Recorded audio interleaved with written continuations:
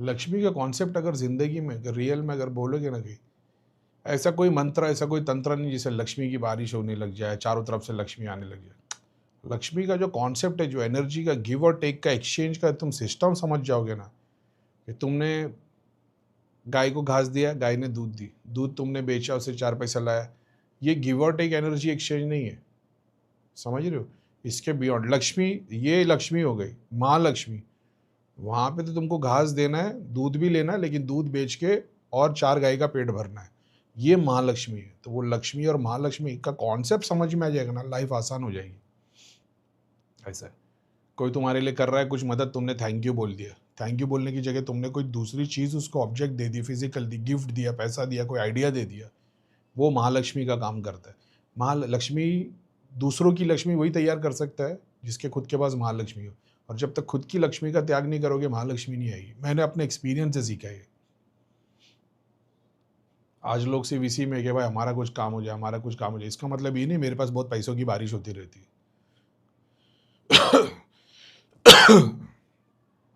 तो लक्ष्मी और महालक्ष्मी एनर्जी का एक्सचेंज का कॉन्टेक्ट समझ जाओगे ना, तो फिर ज़िंदगी में चक्कर में नहीं पड़ोगे। आज कितने सारे तांत्रिक, एस्ट्रोलॉजर, वेबसाइट, हर वो तो मैं कभी खोल देता हूँ वो देखने के लिए, इंस्टाग्राम कोई भेज दिया तो सारे वो क्या बोलते हैं, वो मंदिर वाले ऑनलाइन वेबसाइट बना के, वो क्या है कि यहाँ पे से हवन करवा लो हमारे से, बहुत 1.25 लाख मंत्र, ये होने वाला है, वो होने वाला है, पे करके। लोग क्वेश्चन पूछते हैं, भैया इसके अंदर हम डोनेशन करके हिस्सा लेंगे तो बेनिफिट मिलेगा क्या?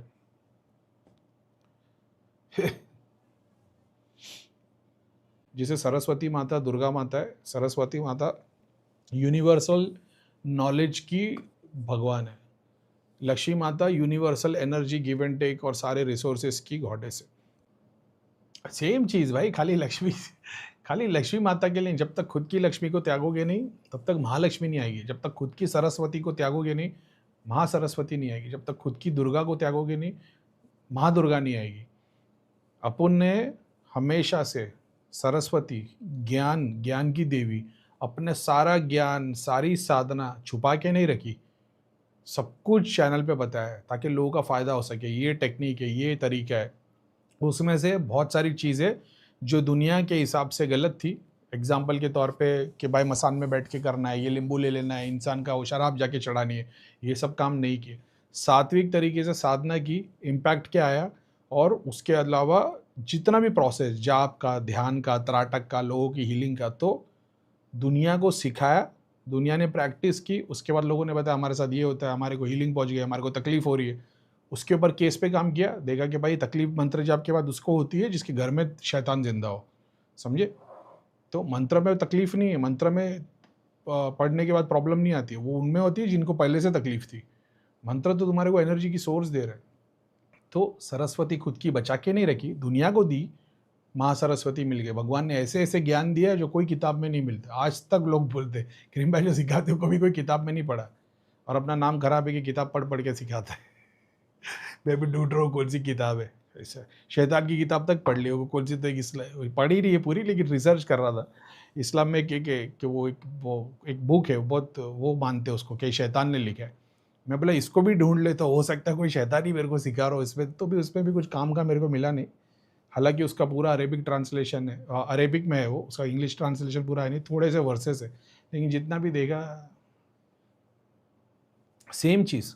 खुद की दुर्गा कैसे एक्टिव हुई, खुद की दुर्गा पावरफुल कैसे की, अपने लिए कभी प्रोटेक्शन नहीं की, दूसरों की हीलिंग के लिए जान देने को रेडी हो गया, खुद पूरा का पूरा। समझ रहे हो? तो दूसरों की हीलिंग के लिए, दूसरों के जाप के लिए, दूसरों पे काम करने के, दूसरों की फैमिली मेम्बर्स के लिए, और कोई पैसे नहीं लिए थे। बस मैं देख लिया था कि भाई भगवान ने मेरे को बहुत सुखी रखा है धाम में। मैंने जब लोगों को उलट पलट, खून उल्टियाँ कर रहे, तकलीफ में, मैं देख लिया, मतलब भाई अपने को तो कोई तकलीफ नहीं, मेन तकलीफ तो इनको है। और बस उसी पे काम करना चालू किए। तो खुद की फिक्र नहीं की। जैसे धाम में दूसरे थे जो लोगों के सर पे हाथ रखने के लिए डरते थे, झाड़ा लगाने के डरते थे, चेक करने के लिए डरते थे। अपन थे बिंदास, कूद गए, भगवान ही पीछे आके खड़ा हो गया, सिद्धि शक्ति की ज़रूरत ही नहीं है। तो जब तक खुद की फिक्र करते रहोगे कुछ नहीं मिलेगा। और जो खुद की फिक्र छोड़ देगा दुनिया के लिए, fully surrender and to me, तो तुमने कृष्ण को बाहर मूर्ति में देखा है, मैंने समाज में देख लिया। तो मैंने जब समाज में देखा, मैंने फुल्ली सरेंडर कर दिया। तुम मूर्ति में, गुरु में, अपने माँ बाप में देख रहे हो, कोई प्रॉब्लम नहीं है। मैंने समाज में तकलीफ, मजबूर उन लोगों के अंदर कृष्ण को देख लिया। अब जब मैंने उन लोगों को देखा, करना चालू कर दिया। अब कृष्ण मेरे ही सर पे आके पहाड़ उठा के खड़े हो गए, तो मेरे को वो केस थोड़े छोड़ने पड़े। ऐसा तो मैं उससे सीखा। कोई सिद्धि नहीं की सरस्वती माता की, लक्ष्मी माता की, दुर्गा माता की। लोगों के लिए काम करते गए, कर्म योगी बन गए। वो भी स्क्रिप्चर्स में लिखा है, पता है किसी और ने। करीम भाई, आप जो करते हो जाप ध्यान, उसको तपोबल बोलते हैं। जो दूसरों के लिए करते हो उसको कर्म योगी बोलते हैं। तो आप कर्म योगी हो। हर कोई कर्म योगी नहीं बन सकता, ना ही भगवान ने बनाया है। पांचों उंगली बराबर नहीं है। कोई कर्म योगी होगा, कोई भक्ति योगी होगा, समझ रहे हो? तो वो 4 टाइप के योग है ना। कोई ज्ञान योग वाला होगा, कोई, तो आप कर्म योगी हो ऐसा। कोई भक्ति वाला होगा, दिन भर भगवान की सिमरन गाएगा, कोई बुराई नहीं है ऐसा।